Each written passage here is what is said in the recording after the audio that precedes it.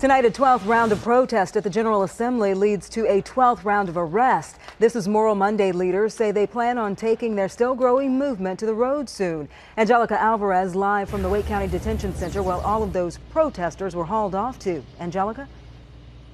Tisha, today on this next to last Moral Monday, thousands were protesting for voting rights, something General Assembly police say 73 people were willing to go to jail for and end up here.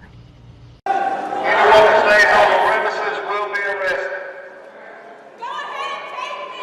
A woman shouts at police as Moral Monday protesters close down the legislative building for now a 12th week, refusing to leave without zip ties tight around their wrists.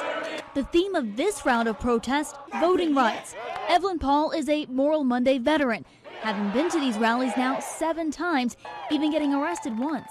She holds a sign condemning the possible loss of same-day voter registration. We hear that the United States has a poor voting turnout and people just don't care enough to vote.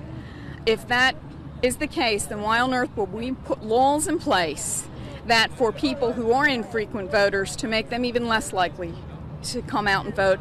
She joins thousands who say legislation like voter ID, which would require showing a photo ID at the polls, takes us back in time.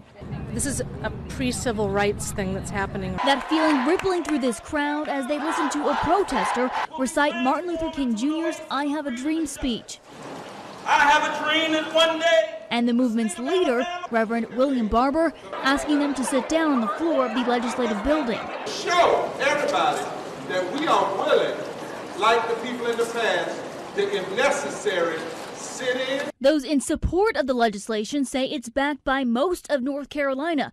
Republican Party leader Claude Pope cites study results in his statement, saying the provision has overwhelming statewide support, and recent polling shows that more than 72% of North Carolinians support this. Still, it's not enough to convince this crowd not to shout their protest soon all over the state. Now, next week for the 13th Moral Monday, they're changing location. Instead of Halifax Mall, the group will meet in front of the state capitol facing Fayetteville Street.